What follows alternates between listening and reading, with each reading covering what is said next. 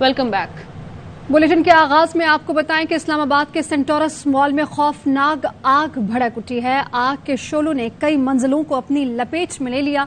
2 घंटे की जिद्दोजहद के बाद आग बुझा दी गई। कूलिंग का अमल ताहाल जारी है। रेस्क्यू वर्कर्स का कहना है कि माल से तमाम लोगों को बहिफाजत बाहर निकाल लिया गया है। डीसी इस्लामाबाद इरफान मेमन ने कहा है कि आग से मॉल के 6 फ्लोर्स मुतासर हुए हैं। डीसी इस्लामाबाद इरफान मेमन और आला पुलिस अफसर भी जाए वक़ुआ पर मौजूद। पाक बहरिया की टीमों ने भी आग बुझाने में मुआवनत की। तर्जुमान पाक बहरिया ने बताया कि 3 फायर टेंडर्स के साथ बहरिया का अमला आग बुझाने के लिए कोशां रहा। फरूख एजाज हमारे साथ हमारे नुमाइंदे मौजूद हैं। फरूख एजाज, ताज़ा तरीन सूरत हाल क्या है, बताइए। जी बिल्कुल, सेंटोरस मॉल में जो आतिशबाजी का वाकया पेश आया था,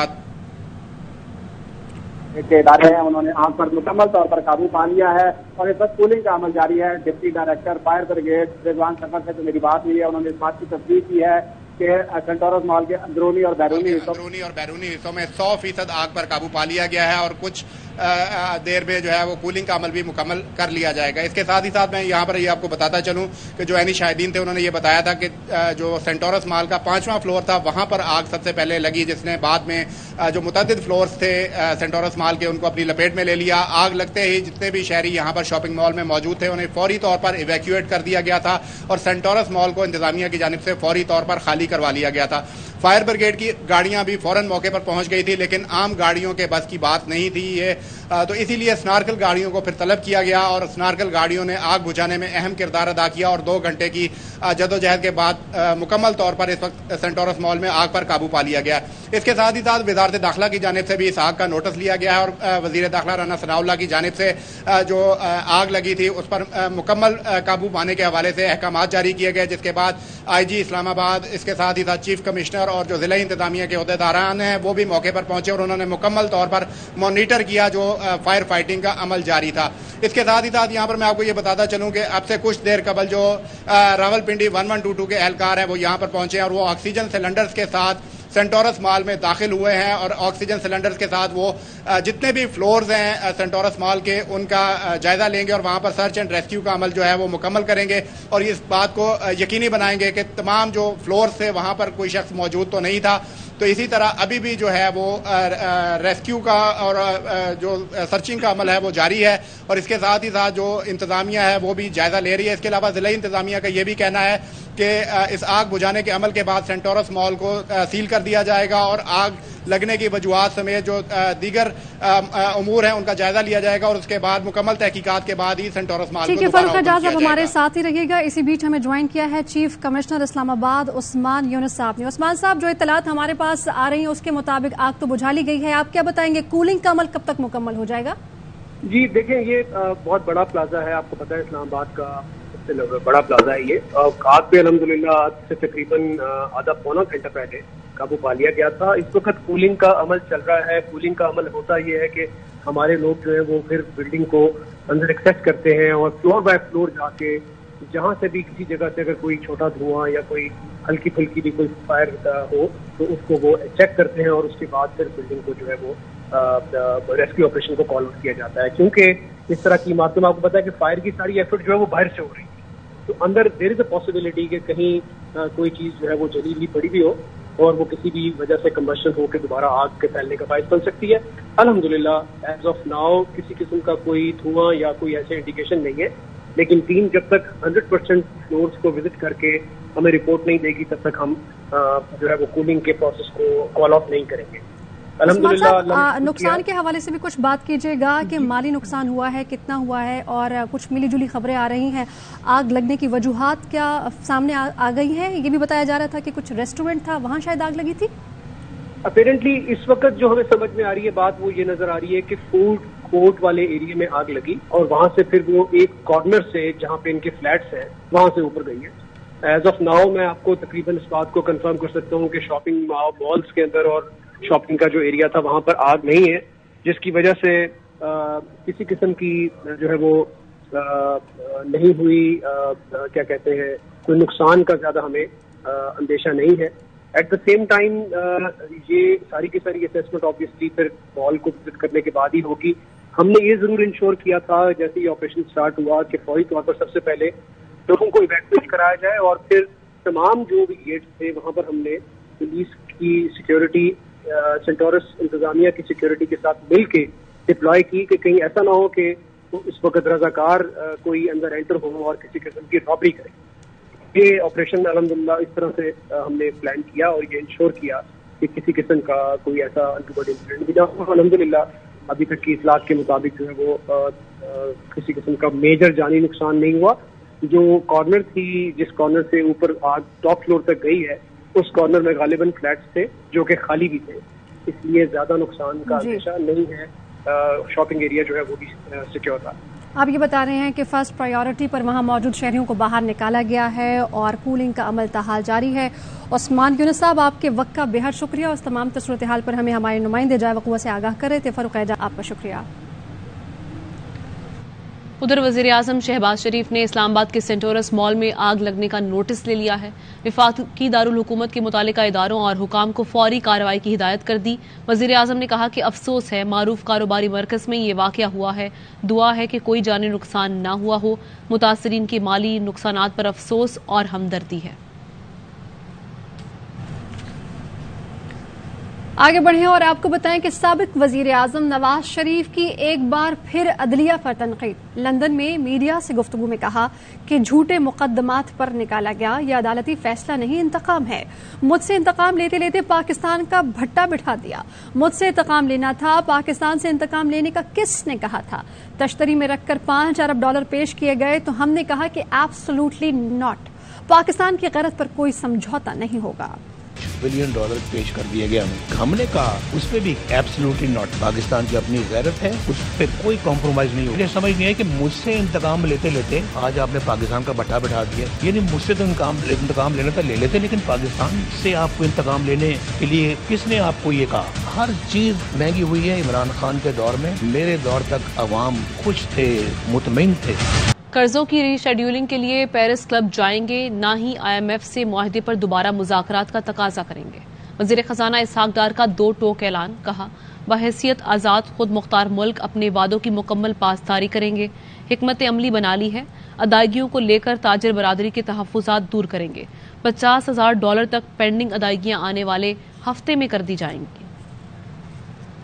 یہ شکایات تھی، ہمارے شپمنٹس آئے ہوئے ہیں، ہماری ایلسیز کھلی ہوئی ہیں، پیمنٹس نہیں ہو رہی. واقعی پینڈنگ ہیں معاملات. آج گورنر صاحب کے ساتھ جو میری میٹنگ ہوئی ہے، ہم نے فیصلہ کیا ہے کہ $50,000 تک جتنی جو پینڈنگ پیمنٹس آنے والے ہفتے کے اندر وہ پیمنٹس ریلیز ہو جائیں گی. فیصلہ کیا ہے کہ ہم پیرس کلب نہیں جائیں گے، اپنے معاملات کو مینج کریں گے. جو ہماری نیشنل ساورن ڈیٹ کی ملٹی لیٹر اداروں کے ساتھ لائبلٹیز ہیں وقت پہ وہ ادا کریں گے. حکمت عملی میں نے تیار کر لی ہے اور اس پہ عمل درآمد ہوگا. پاکستان کے جو معاملات ہیں اپنی ذمہ داری حکومت نبھائے گی. IMF کا معاہدہ ری نیگوشیٹ کریں گے ہم، اس کو شاید کچھ چیزیں ان کو نہ کریں، ایسی کوئی بات نہیں ہے. معاہدے کا قریباً جون تک ایکسٹینڈڈ ہے. 25 اکتوبر 9 ریویو ہے. پاکستان کی سابقہ جو بھی کمٹمنٹس ہیں پوری ذمہ داری کے ساتھ کوشش ہوگی مکمل کریں، اس کو ڈیلیور کریں.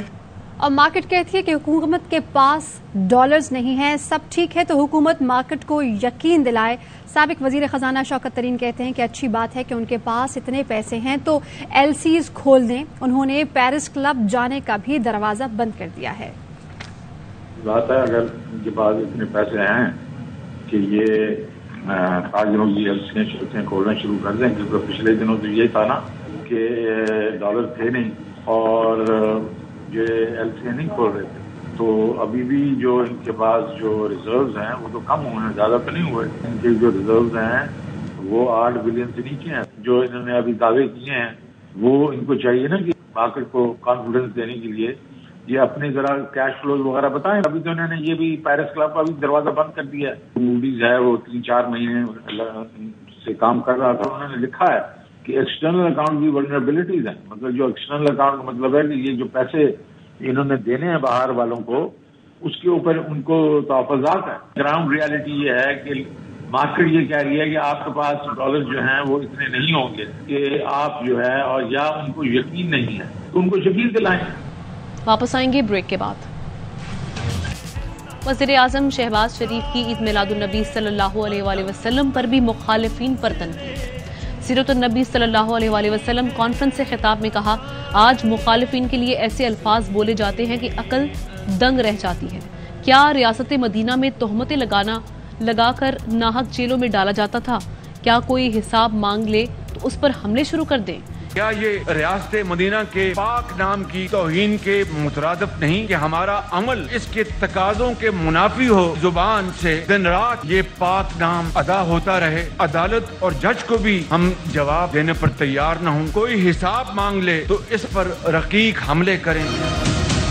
रियासत मदीना में कानून के सामने सब बराबर थे। क्या हमारे माशरे में अदल के सामने सब बराबर हैं? बोहतान, झूठ और तुहमतें लगाकर मुखालिफिन को नाहक कैद खानों में डाल दिया जाए, क्या ये तर्ज अमल रियासत मदीना के किसी मानने वाले का हो सकता है? मुखालिफिन के लिए ऐसे अल्फाज बोले जाते हैं कि अकल विरताए हैरत में रह जाती है। मेरा घर तो रेगुलराइज हो जाए और दीगर घर गिरा दिए जाएं, क्या ये रियासत मदीना में मुमकिन था? बैतुल माल या तोशा खाना जाती कमाई का जरिया बन जाए, दस्तूर को ना मानने, कानून को ना माने, अदालत को ना माने, क्या रियासत मदीना में इसका तसव्वुर हो सकता था? अवाम को तो धोखा दिया जा सकता है। एक दिन हमने बारगाह इलाही में हाजिर होना है, क्या जवाब देंगे? और सदर मुमलिकत डॉक्टर आरिफ अलवी का बैनुल अक़वामी सीरत नबी सल्लल्लाहु अलैहि वसल्लम कॉन्फ्रेंस से खिताब। कहा कि नबी करीम सल्लल्लाहु अलैहि वसल्लम के पास कोई अपनी बात कहने के लिए आता तो वो चाहते थे कि कोई और ना सुने, मगर हम एक दूसरे के साथ होने वाली गुफ्तगू को रिकॉर्ड करते हैं और सुनाना चाहते हैं। इंसान जिस तरफ चल पड़ा है, कल को कोई प्राइवेसी नहीं होगी। सल्लल्लाहु अलैहि वसल्लम सच्चे थे और अमीन थे। दो चीजें हैं बुनियादी तौर पर। नबी सल्लल्लाहु अलैहि वसल्लम ने इतनी मजबूत टीम बनाई जिसने अपनी जिंदगियों के अंदर बार बार ये दिखाया कि अक़दार क्या होती हैं इस्लामी माशरे की। नबी सल्लल्लाहु अलैहि वसल्लम तो हर वक्त माफ किया करते थे। कोई अपनी बात आकर सुनाता था तो मुंह फेर लेते थे, चाहते ये थे कि सुने ना। और हमारा क्या है, हम अपनी जाती गुफ्तगुओं को, एक दूसरे की गुफ्तगू को रिकॉर्ड कर कर दूसरों को सुनाना चाहते हैं। मैं आपको ये बता रहा हूँ, इंसान जिस तरफ जा रहा है, कल को कोई प्राइवेसी नहीं होगी। Welcome back. वजीर आजम की गुफ्तगू और वज़रा की बातें लीक और टेप हो रही हैं। वजीर आजम का दफ्तर मजाक बनकर रह गया है। कोई और मुल्क होता तो इस्तीफों की लाइनें लग जाती। फवाद चौधरी की प्रेस कॉन्फ्रेंस, कहा कि नवाज शरीफ NRO 2022 की तफसीलात कौम के सामने रखें, बताएं कैसे 1100 अरब के मुकदमात में रिलीफ लिया। वज़ीर आज़म का जो दफ्तर है वो यूं लगता है कि घंटाघर चौक बन गया। वहाँ से लीक्स ऐसे आ रही हैं जैसे कि अब वो चौक में बैठ के वज़ीर आज़म बातें कर रहा था या लोग बातें कर रहे थे। डिफेंस मिनिस्टर है हमारा, वो कह रहे हैं कि फोरेंसिक कराओ। पहले एक्सप्लेन करें ये सारी टैप्स हुई कैसे। कोई और मुल्क होता इस्तीफों की लाइनें लग जाती। नवाज शरीफ को चाहिए NRO 2022 की जो डिटेल्स हैं वो हमारे सामने रखें और हिम्मत करें किस तरह से 1100 अरब रुपए के मुकदमे, उसमें जरदारी और नवाज शरीफ को रिलीफ दिया गया। हमें ये तफसील दें कि नवाज शरीफ ने और PMLN ने क्या क्या दिया और उसके बदले में उन्होंने जो लिया है वो तो हम देख रहे हैं। कामरान टिसोरी गवर्नर सिंध तैनात। सदर ममलिकत आरिफ अलवी ने आइन के आर्टिकल 101 के तहत मंजूरी दे दी। कामरान टिसोरी के हालात जिंदगी के बारे में जानते हैं इस रिपोर्ट में। कामरान टिसोरी 5 मई 1974 को कराची में पैदा हुए। उनका ताल्लुक पाकिस्तान की एक बिजनेसमैन फैमिली से है। कामरान टिसोरी ने भी अपना खानदानी कारोबार संभाला और साबिक सदर परवेज मुशर्रफ के दौर में 3 बार बिजनेसमैन ऑफ द ईयर का अवार्ड हासिल किया। कामरान टिसोरी ने 12 साल पहले सियासत में कदम रखा और अपने सियासी सफर का आगाज मुस्लिम लीग फंक्शनल में शमूलियत इख्तियार करके किया। 4 साल बाद कामरान टिसोरी ने मुस्लिम लीग फंक्शनल को खैरबाद कहकर MQM पाकिस्तान में शमूलियत इख्तियार कर ली और उन्हें डिप्टी कन्वीनर का ओहदा मिला। 2018 में सेनेट इंतखाबात में डॉक्टर फारूक सत्तार के नामजद करदा कामरान टिसोरी को पार्टी का टिकट न मिला, जिस पर फारूक सत्तार ने MQM से अलहदगी इख्तियार कर ली और कामरान टिसोरी ने भी फारूक सत्तार का साथ दिया। 9 सितंबर 2022 को कामरान टिसोरी ने एक बार फिर MQM पाकिस्तान में शमूलियत इख्तियार की और राब्ता कमेटी ने उन्हें डिप्टी कन्वीनर के ओहदे पर बहाल किया। और MQM पाकिस्तान ने कामरान टिसोरी का नाम तजवीज़ करने की तस्दीक कर दी। बयान में कहा कि पहले मरहले में वफाक में 5 नाम भेजे थे जिन पर कोई पेशरफ्त नहीं हुई थी। फिर मुशावरत से अब्दुल वसीम और कामरान टिसोरी के नाम तजवीज़ किए गए। न्यूज बुलेटिन से इतना ही। आप देखते रहिए ARY न्यूज।